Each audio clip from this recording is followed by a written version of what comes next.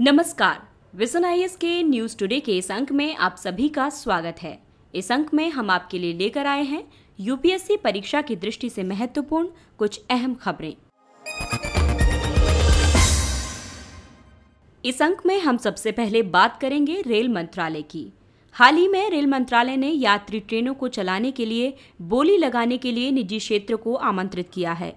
ये भारतीय रेलवे के नेटवर्क पर यात्री ट्रेनों को चलाने के लिए निजी निवेश की प्रथम पहल है। इस परियोजना के कारण निजी क्षेत्र की ओर से लगभग 30,000 करोड़ रुपए का निवेश होगा। आइए अब पहले बात करते हैं इस परियोजना के उद्देश्यों के बारे में। इस परियोजना के द्वारा ट्रेनों के रखरखाव से जुड़े खर्च को कम किया जाएगा, ट्रांजिट टाइम में कमी लाई जाएगी, अधिक से अधिक रोजगार सृजित किए जाएंगे। आधुनिक तकनीक से युक्त रेल इंजन और डिब्बों का निर्माण किया जाएगा। इसके अलावा यात्रियों को विश्व स्तरीय यात्रा का अनुभव प्रदान करते हुए उन्हें सुरक्षित यात्रा की सुविधा प्रदान की जाएगी। परियोजना के द्वारा यात्री परिवहन क्षेत्र में मांग और आपूर्ति के बीच मौजूद अंतराल को कम करना होगा। आइए अब बात करते हैं कुछ अन्य महत्वपूर्ण तथ्यों की। इस परियोजना के तहत रेल मंत्रालय ने 151 आधुनिक ट्रेनों को चलाने का निर्णय लिया है। इसके तहत 109 मार्गों पर आरंभिक बिंदु से लेकर गंतव्य स्थलों तक यात्री ट्रेन सेवाओं के परिचालन में निजी क्षेत्र को आमंत्रित करने के लिए योग्यता संबंधी अनुरोध आमंत्रित किए गए हैं। इनमें से अधिकांश ट्रेनों का विनिर्माण भारत में ही किया जाएगा। इन ट्रेनों को अधिकतम 160 किलोमीटर प्रति घंटे की गति के लिए डिजाइन किया जाएगा। इस परियोजना में सरकारी और निजी इकाई की भूमिका को अलग अलग बांटा गया है। निजी इकाइयों के लिए इन ट्रेनों के वित्तीयन, खरीद, परिचालन और रखरखाव संबंधी कार्यों का उत्तरदायित्व निजी क्षेत्र को सौंपा गया है। इसके अलावा निजी इकाई को भारतीय रेल को निश्चित ढुलाई शुल्क और वास्तविक खपत के आधार पर ऊर्जा शुल्क का भुगतान करना होगा, जबकि इन ट्रेनों को चलाने के लिए गार्ड्स और इंजीनियर की व्यवस्था सरकार द्वारा की जाएगी। इसके अलावा रेलवे ट्रैक के बुनियादी ढांचे के रखरखाव का उत्तरदायित्व भी सरकार का होगा। इस परियोजना के लिए रियायत अवधि 35 वर्ष होगी। गौरतलब है कि भारतीय रेलवे में आमूलचूल परिवर्तन के लिए सुझाव देने के लिए विवेक देबरॉय पैनल को गठित किया गया था। इस पैनल ने निजी कंपनियों को भी यात्री ट्रेनें चलाने की अनुमति प्रदान किए जाने की अनुशंसा की थी। अगली खबर डिजिटल इंडिया से संबंधित है। हाल ही में डिजिटल इंडिया के 5 वर्ष पूरे होने के अवसर पर इलेक्ट्रॉनिकी और सूचना प्रौद्योगिकी मंत्रालय ने उत्सव का आयोजन किया है। डिजिटल इंडिया एक समग्र कार्यक्रम है। ये भारत को डिजिटल रूप से सशक्त समाज और ज्ञान अर्थव्यवस्था में रूपांतरित करने की दृष्टि से विविध मंत्रालयों और विभागों को सम्मिलित करता है। इसे 1 जुलाई 2015 को लॉन्च किया गया था। डिजिटल इंडिया के 3 मुख्य घटक हैं। पहला घटक है प्रत्येक नागरिक के लिए एक कोर यूटिलिटी के रूप में डिजिटल अवसंरचना का निर्माण करना। इसमें हाई स्पीड इंटरनेट की उपलब्धता, कॉमन सर्विस सेंटर्स तक नागरिकों की सुगम पहुंच आदि भी शामिल है। दूसरे घटक के तहत मांग आधारित गवर्नेंस और सेवा जैसे विभागों में निर्बाध एकीकृत सेवाएं आदि, और तीसरे में सार्वभौमिक डिजिटल साक्षरता और डिजिटल संसाधनों तक सार्वभौम पहुंच प्रदान कर नागरिकों को डिजिटल रूप से सशक्त करना है। आइए अब डिजिटल इंडिया कार्यक्रम की मुख्य उपलब्धियों पर नजर डालते हैं। कार्यक्रम के तहत प्रत्यक्ष लाभ अंतरण यानी डायरेक्ट बेनिफिट ट्रांसफर के माध्यम से 426 योजनाओं के लिए कुल 11.1 लाख करोड़ रुपए आवंटित किए गए हैं, जिससे 1.7 लाख करोड़ रुपए की बचत हुई है। इस पहल से प्रत्यक्ष रूप से 1.7 करोड़ और अप्रत्यक्ष रूप से कम 8.5 करोड़ रोजगार सृजित हुए हैं। ई सेवाओं की संख्या वर्ष 2014 में 2463 थी, जो मई 2020 तक बढ़कर 3858 हो गई है। वहीं दैनिक औसत इलेक्ट्रॉनिक लेनदेन की संख्या वर्ष 2014 में 66 लाख थी, जो बढ़कर 2020 में 16.3 करोड़ हो गई है। इसके अलावा आधार सक्षम भुगतान प्रणाली, प्रधानमंत्री ग्रामीण डिजिटल साक्षरता अभियान, डिजी लॉकर इत्यादि और कोविड-19 के दौरान आरोग्य सेतु ऐप व आयुष संजीवनी मोबाइल ऐप जैसी पहलें डिजिटल इंडिया की कुछ प्रमुख उपलब्धियां हैं। अगली खबर विज्ञान एवं प्रौद्योगिकी से संबंधित है। विज्ञान और इंजीनियरिंग अनुसंधान बोर्ड ने एक्सीलरेट विज्ञान योजना का आरंभ किया। इस अंतर मंत्रालयी योजना का प्राथमिक उद्देश्य उच्च स्तरीय वैज्ञानिक अनुसंधान को बढ़ावा देना और वैज्ञानिक मानव संसाधन तैयार करने पर अत्यधिक बल देना है। ये राष्ट्रीय स्तर पर अनुसंधान क्षमता, परामर्श, प्रशिक्षण और व्यवहारिक व क्रियाशील वर्कशॉप की पहचान करने के तंत्र को आरंभ और सुदृढ़ करेगा। एक्सीलरेट विज्ञान योजना के लाभ। इसके द्वारा देश भर में वैज्ञानिक समुदाय के सामाजिक उत्तरदायित्व को बढ़ावा देने का प्रयास किया जाएगा। इससे भारत में अनुसंधान एवं विकास को बढ़ावा मिलने की अपेक्षा है। वर्तमान में भारत विश्व में वैज्ञानिक प्रकाशन और विज्ञान तथा इंजीनियरिंग क्षेत्र में पीएचडी डिग्री धारकों की संख्या के मामले में तीसरे स्थान पर है। एक्सीलरेट विज्ञान योजना के मुख्य घटक इस प्रकार हैं। पहला है अभ्यास। ये विभिन्न विषयों या फील्ड्स के चयनित क्षेत्रों में अनुसंधान कौशल को विकसित करके संभावित पोस्ट ग्रेजुएट या पीएचडी छात्रों को सक्षम और तैयार करके देश में अनुसंधान और विकास को बढ़ावा देने का एक प्रयास है। अभ्यास के 2 भाग हैं। पहला हाई एंड वर्कशॉप, जिसे कार्यशाला नाम दिया गया है, और दूसरा है रिसर्च इंटर्नशिप, जिसे वृत्तिका नाम दिया गया है। वहीं दूसरा घटक है समूहन कार्यक्रम। इसका उद्देश्य देश के सभी वैज्ञानिक अंतःक्रियाओं को एकल स्थान पर प्रोत्साहित, एकत्रित और समेकित करना है। इसके भी 2 भाग हैं। पहला संयोजिका और दूसरा संगोष्ठी। विज्ञान और इंजीनियरिंग अनुसंधान बोर्ड विज्ञान और प्रौद्योगिकी विभाग के अंतर्गत एक सांविधिक निकाय है जो विज्ञान और इंजीनियरिंग के उभरते क्षेत्रों में बुनियादी अनुसंधान का समर्थन करने हेतु अधिदेशित है। अगली खबर सौर ऊर्जा से संबंधित है। सौर ऊर्जा प्रशुल्क में रिकॉर्ड गिरावट आने से कोयला आधारित ऊर्जा के भविष्य के संबंध में चिंताएं प्रकट की जा रही हैं। हाल ही में solar energy corporation of India limited द्वारा एक नीलामी के दौरान भारत में सौर ऊर्जा प्रशुल्क में रिकॉर्ड गिरावट दर्ज की गई। ये प्रति यूनिट 2.36 रुपये के स्तर पर पहुंच गया है। सौर प्रशुल्कों में गिरावट के कई कारण हैं, जैसे कोविड-19 के दौरान मांग में गिरावट आने से सौर उपकरणों की लागत में कमी आई है। तकनीकी सुधार और विनिर्माण प्रक्रियाओं को उन्नत करने के कारण पूंजी लागत में कमी आई है। सरकार द्वारा आरंभ की गई कुछ पहलों, जैसे नवीकरणीय खरीद दायित्व यानी आरपीओ, भू स्वामित्व मानदंड में रियायत आदि के कारण भी सौर प्रशुल्कों में कमी आई है। आरपीओ कुछ इकाइयों पर कानून के तहत लगाई गई बाध्यताएं हैं कि या तो वे हरित स्रोतों से उत्पन्न विद्युत की खरीद करें या फिर बाजार से नवीकरणीय ऊर्जा प्रमाण पत्र खरीदें। नवीन और नवीकरणीय ऊर्जा मंत्रालय द्वारा सोलर पार्क नीति के दिशा निर्देशों के अंतर्गत भूमि की निश्चितता प्रदान की गई है। निजी उद्यमियों के मध्य बढ़ती प्रतिस्पर्धा से भी सौर प्रशुल्कों में कमी आई है। सौर ऊर्जा प्रशुल्क में कमी आने से कार्बन उत्सर्जन में कमी लाने के लक्ष्यों को पूरा करने में सहायता मिलेगी। साथ ही कोयले से संचालित विद्युत संयंत्रों के स्थान पर वहनीय विकल्पों को बढ़ावा मिलेगा।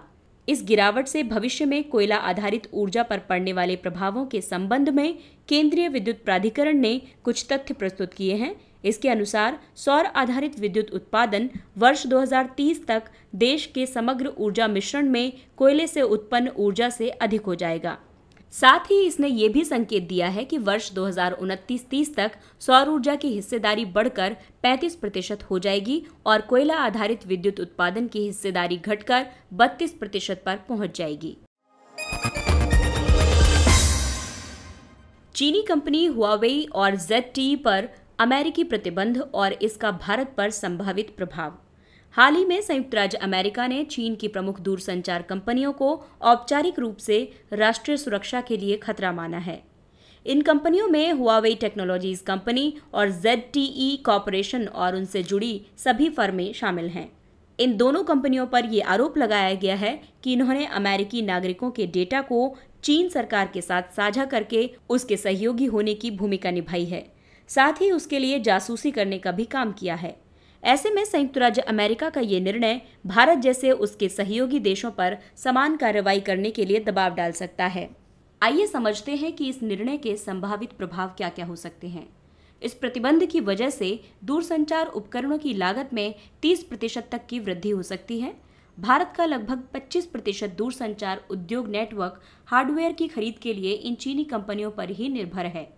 ये भारत सहित विश्व भर के उन सभी देशों को प्रभावित कर सकता है जो 5G सेवाओं को आरंभ करने की तैयारी कर रहे हैं।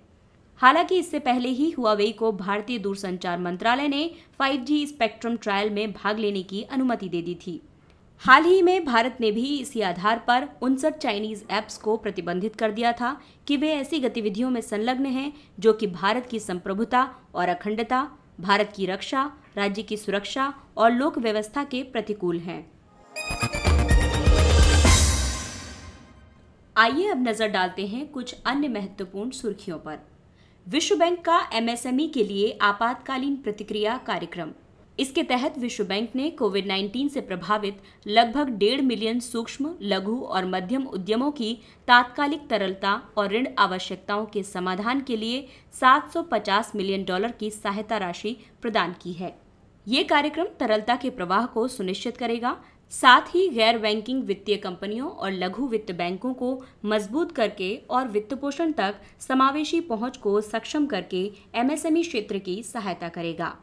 इस ऋण का ग्रेस पीरियड 5 वर्ष और परिपक्वता अवधि 19 वर्ष है। विश्व बैंक ने कोविड-19 से संबंधित भारत की आपातकालीन प्रतिक्रिया का समर्थन करने के लिए अब तक $2.75 बिलियन की वित्तीय सहायता की प्रतिबद्धता जताई है, जिसमें ये नई एमएसएमई परियोजना भी शामिल है। भारतीय रिजर्व बैंक द्वारा एनबीएफसीज और एचएफसीज के लिए विशेष तरलता योजना की घोषणा। इस योजना का उद्देश्य गैर बैंकिंग वित्तीय कंपनियों यानी एनबीएफसीज और आवास वित्तीय कंपनियों यानी एचएफसीज की तरलता की स्थिति में सुधार करने और वित्तीय क्षेत्र में किसी भी संभावित प्रणालीगत जोखिम से बचने में सहायता करना है। ये चिंता जताई गई है कि तरलता से संबंधित जोखिम का सामना कर रही कुछ एनबीएफसीज अपनी देयताओं को चुकाने में असमर्थ हो सकती हैं। इस योजना के तहत एक स्पेशल पर्पस व्हीकल द्वारा योग्य एनबीएफसीज और एचएफसीज से 30,000 करोड़ रुपए तक के अल्पकालिक ऋणों की खरीद की जाएगी। उसके बाद ये एनबीएफसीज और एचएफसीज इस राशि का उपयोग अपनी मौजूदा देयताओं या ऋण चुकाने में भी करेंगी। भारतीय स्टेट बैंक की एक इकाई एसबीआई कैपिटल मार्केट्स ने इस कार्रवाई के प्रबंधन के लिए एक एसपीवी की स्थापना की है। वर्ष 2019-20 की चतुर्थ तिमाही में चालू खाता अधिशेष की स्थिति में निजी अंतरण और सॉफ्टवेयर सेवाओं के कारण आय में वृद्धि से चालू खाता अधिशेष की स्थिति में पहुंच गया है। इससे पहले 2006 और 2007 की मार्च तिमाही में भारत का चालू खाता सकारात्मक हुआ था। चालू खाता किसी देश के मौजूदा लेनदेन का प्रतिनिधित्व करता है, जिसमें निर्यात, आयात, ब्याज भुगतान, निजी प्रेषण और अंतरण शामिल होते हैं। भारत और चीन में शिक्षा मापदंडों में अंतराल।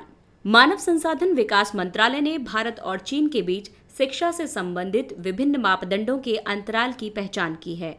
वर्ष 2018 में उच्च शिक्षा में सकल नामांकन अनुपात के मामले में चीन के 50.6 के मुकाबले भारत 28.6 पर रहा। प्रति 1 लाख जनसंख्या पर यदि शोधकर्ताओं की स्थिति देखें तो चीन में 111 हैं, वहीं भारत में महज 15 रहे।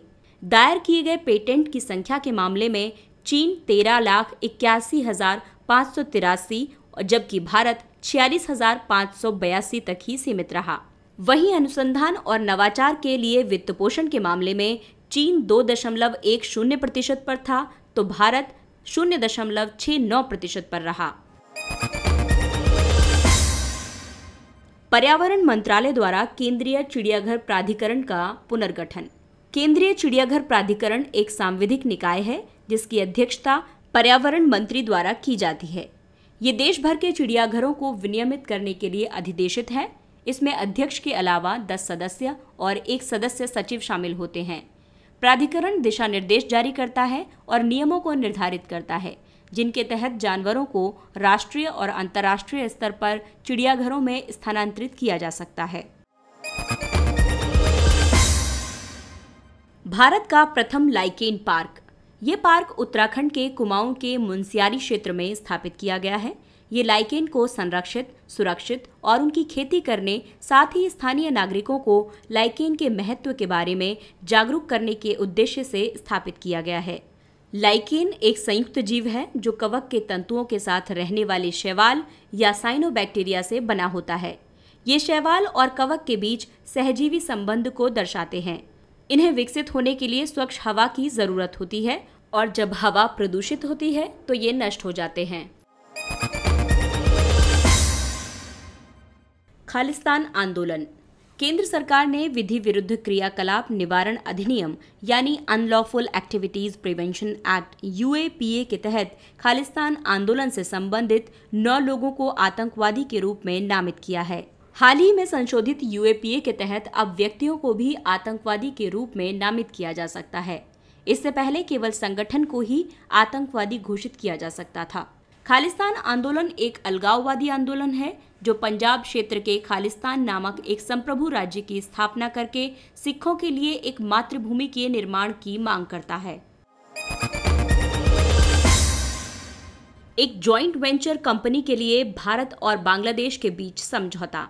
इंडियन ऑयल कॉरपोरेशन की एक सहायक कंपनी और बांग्लादेश की LPG कंपनी ने इस समझौते पर हस्ताक्षर किए हैं। 50-50 की भागीदारी वाली ये JVC बांग्लादेश के लिए LPG के आयात की लागत को कम करने में सहायता करेगी। और अंत में एक जरूरी सूचना, संघ लोक सेवा आयोग ने उम्मीदवारों को सिविल सेवा एवं भारतीय वन सेवा परीक्षा प्रारंभिक और मुख्य परीक्षा दोनों के लिए अपने परीक्षा केंद्रों को परिवर्तित करने की अनुमति प्रदान की है। इसके साथ ही ये अंक समाप्त होता है। नमस्कार।